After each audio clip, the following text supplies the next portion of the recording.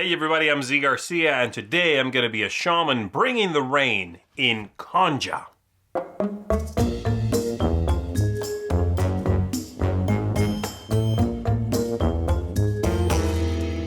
In this dice-driven game for two players, each player is going to represent a shaman who is trying to bring rain back to the land by using their powers to bring back the clouds. And whoever has the most clouds at the end of the game is going to be the winner. While the game is a dice-driven Yahtzee in some ways, Yahtzee-style system, there is a lot else going on. You're going to have cards that are going to allow you to affect those dice rolls. You have ancestors that you can choose to activate for little powers, things like that.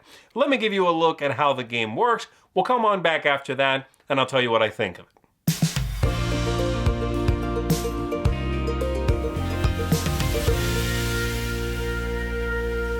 To set up the game, we are going to give each player their 3 starting relics. I have my own 3 right here. I'll just keep them off the screen for now. They're the same exact relics. Everybody gets 2 tokens of each of the 3 different kinds that they'll use throughout the game. We are going to give each player as well 3 spell cards from the top of the spell deck here. And then the rest of it is set up as a shared space in order to set up the ancestors here, the clouds, the rest of the relics, and 3 of those relics face up, ready to be acquired. And then you're ready to begin. So what you're trying to do is get to 21 points in these clouds and bring the rain. If at the end of a round, once everyone has taken the same number of turns, someone is at 21 or above, then whoever has the most points is the winner. And each round plays through 3 phases. So let's say it's my turn. Phase 1 is I activate one of these ancestors by taking a token, placing it on that ancestor. I can only activate one that is still empty. And so each one of these will be activated, and once all 5 of them are activated by the players, then all of these will come off and they can all be activated again. So that's the first phase. Activate any one that is still empty, and you trigger a small bonus for yourself and a power for both players. Second phase is you roll the bones, and you take all of these dice, 5 green, 2 white power dice.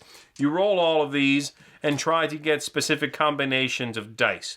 Once you've rolled them, you can use your spells here, and you can use your relics to usually affect what's going on here, try to get exactly what you want.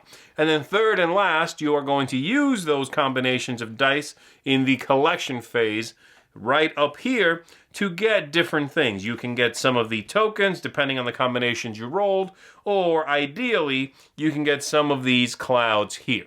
And again, try to win the whole thing. So let's go back to the beginning of that and let me run you through some of the steps a little more specifically. So, activating one of these ancestors. What do they all do? I'll give you a brief rundown of what they do. So this top one here lets you ready all of the cards that you have already spent. Some of them require that you turn them sideways and spend them. This allows both players to ready them. But the player who picks the power also gets this token here, which is going to allow them to discard it and ready any one card during their turn, just out of turn, without having to wait for this power to trigger again, allowing them to use something an extra time. This one here gives the player who picks it any one of the 3 kinds of tokens. So any one of these 3, and I'll tell you what they do in just 1 second. And then each player gets 2 tokens of a matching kind of their choice. This one here allows the player who picks the power to discard one of their spells from their hand if they want to, and then both players are going to draw back up to 3. This one here allows you to sell one of your relics for the power in the smaller circle, for that amount of gold, I should say. And then both players are going to be able to buy a new relic, and you can have only a certain number of these in front of you. And these are going to give you, again, powers to manipulate the dice normally. And then this last one here is another way to get clouds. It allows you to, first of all, whoever picks it may upgrade a cloud by paying the smaller cost, which is 2 coins, 1 or 1, and flip that cloud over to get slightly more points for it, in this case from a 5 to a 6. And then both players may spend coins to buy a cloud straight up. And they are worth 5 coins, 8 coins, and 11 coins respectively. And so that's what these do. So let's say at the beginning of the round I pick that. I am going to give myself, let's say I'm this player here, a gold coin, and then I pick any two I want. I'll go ahead and take the money as well. And then my opponent would take something. So let's say they take 2 blue. They have to be matching tokens. So they'll take those 2. And then I roll the bones. So I'm going to take all these dice. I'm going to roll them. And I'm going to see what I got. So what I'm going for here, what this can be translated to is any die that is 4 or higher can give me one of these tokens here. One of the green tokens. These are used normally in relics. Relics use them up to allow me to manipulate dice. So that's what they're for. The second step here is a pair, and so any pair will give me 2 of the blue tokens. These are spell tokens, and they allow me to cast my spells. They have a number at the top. This one's free. These cost 1 each. I can spend the token and play the card for a bonus. The next step is a straight of at least 3. So say a 1, 2, 3, 3, 4, 5. And you are going to get a gold coin for every die in that run. So if I get a 1, 2, 3, 4, that's 4 of these gold coins.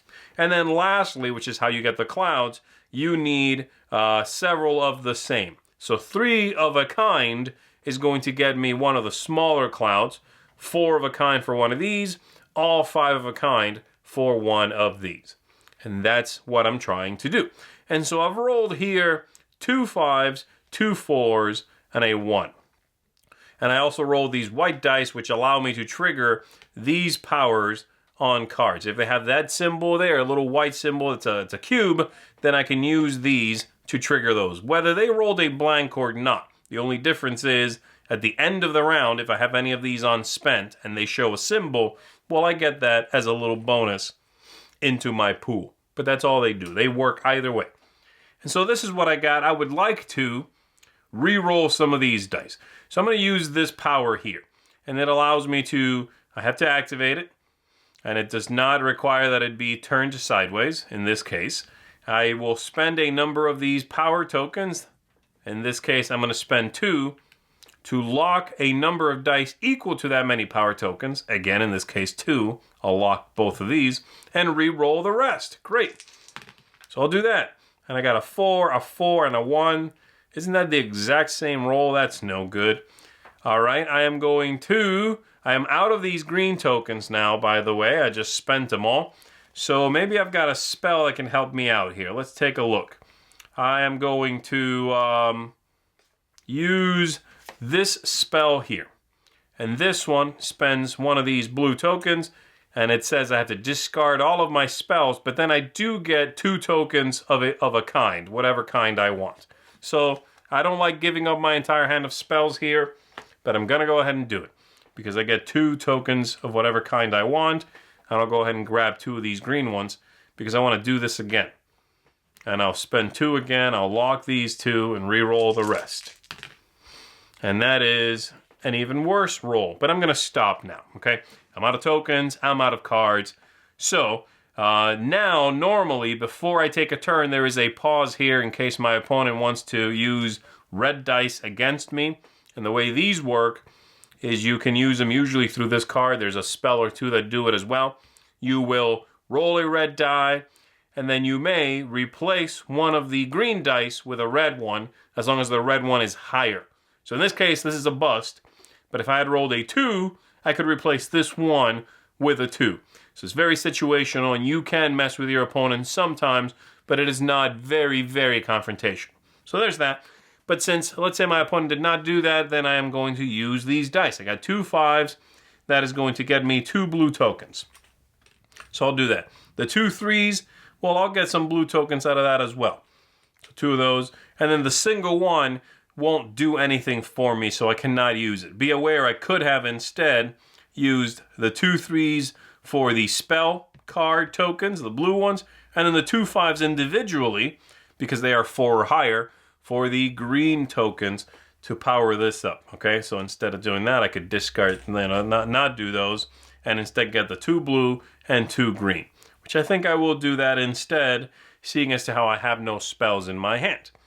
And that is it for me. And then it would be my opponent's turn, from the top again. They'll play one of these.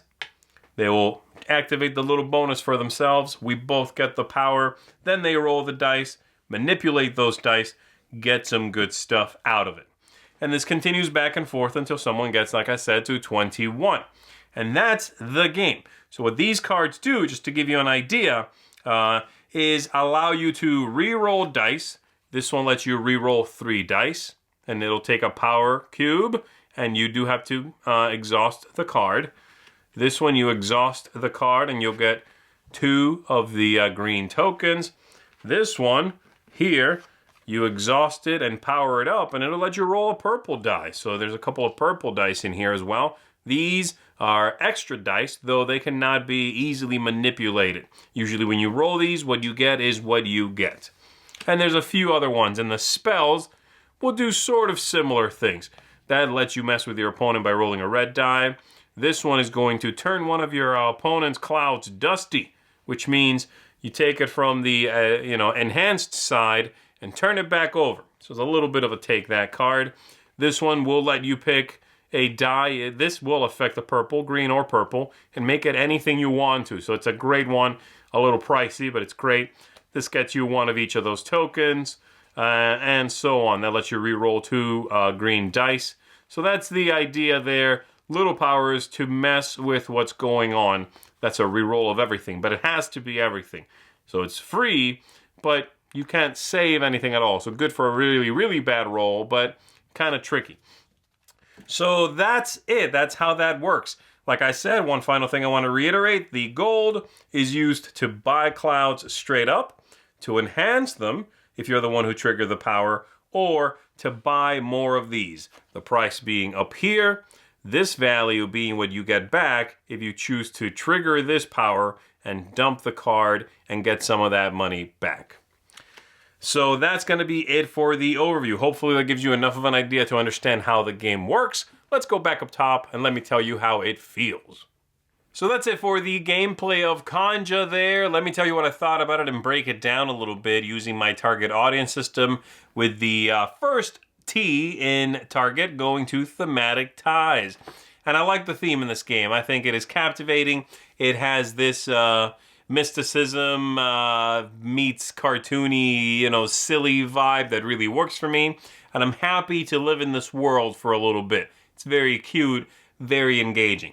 The aesthetics are a big part of that, and I find the aesthetics to be very charming. It's clearly all the artwork is done by the same artist. It all belongs in the same world, which goes a long way for me. And it all, again, has a very mystical meets cartoony vibe to it. The naming of everything is also kind of silly, though I didn't really get too much into the, saying spells out loud or anything like that. But it's there if you want to invest yourself in that setting a little bit more. The look of everything, though, it really pops. The artwork in this pops, and I love this. This artist's style is certainly right up my alley. Replayability and scalability. The game's only for 2 players, so no scalability. Replayability it's pretty good. It's not great replayability. There is a limited amount of spells. There's a limited amount of relics, and you are rolling dice, but the game has a bit of a learning curve. So I think it's going to take you a few games to really get comfortable with everything. And the fact that there are limited amounts of those things, by the way, I don't think is necessarily bad, because on the one hand, you are going to want to get familiar with what's in the game. And some of the icons, as I'll talk about in a second, you got to learn. You have to sort of internalize what everything means. So not bad. I just think once the players are experts at the game, then the replayability is going to taper off a little bit, and you'll just sort of settle back down into doing the same thing you've been doing because you found out that works for you, So there's that. And again, this squeaks into a positive for me. The game length and downtime, definitely the first time you play, there's going to be a lot of downtime as you figure out the steps, as you figure out how to manipulate your cards, your special abilities, and things like that to do what you want the dice to do. But that's going to go away. This is a game that does have, though, a learning curve. And you will have to get familiar with what's happening until that goes away, that problem, that barrier, But I like the game length. I did not think it outstayed its welcome. And while the downtime is a problem initially, it should go away. Ease of play, fiddliness, if there's any weird design choices, anything like that. This one, while I don't think the game plays fiddly, and I think the phases are laid out well, I do think the iconography, there's quite a bit of it, and it's going to take a little bit to learn. Though they do give you a reference sheet here, you know, in the box. Besides the rule book, you do get this sheet here that lists all the spells and all the relics. So I like that, but you are going to need that for at least a game, you know, maybe more than one game, but you're going to need it. And so therefore this one, I'm not quite giving the positive here. It'll get better, you know. It's a lot of the things in this game, as I said, you gotta stick with it, and it'll become a little more second nature. But as far as how easy is the game to set up, go, not quite there, you know. And then lastly, tactics and strategy, and if there's any luck, anything like that, you are rolling dice in the game, you know, and you have to go into it knowing this is a Yahtzee-style game in many ways. But the amount of dice luck mitigation you have, the amount of things you can do, activating those special ancestors in the center of the table, all of those things, I think, add a nice amount of tactics to the game, to the point that this is a solid, engaging, not quite filler two-player dice game, and I like it quite a bit. So I enjoy all the parts working together to bring a game that has a little sampling of everything. It's like a good stew. There's a lot of different flavors in there, but they work together well. So overall, I do enjoy the game. I got a couple of little issues with it, you know, and it's certainly not necessarily new user friendly in some ways. It's not monstrously difficult to teach or anything, but you're going to have to get used to a couple of little quirks. But overall, I really enjoyed it. This is one I'm going to be hanging on to. I like this. So this one's going to get a strong seal of approval from me, and I'm going to recommend that you go and check it out if you enjoy games that are charming, thematic, and you can chuck some dice in them and be silly. So that is Konja. I'm Zee Garcia, and I'll see you next time. Thanks so much for watching the Dice Tower videos. Find more great videos and reviews, as well as our top-rated audio podcast at Dicetower.com. The Dice Tower is sponsored by Cool Stuff Inc., where you can find great games for great prices. Cool stuff in stock. Check them out at CoolStuffInc.com.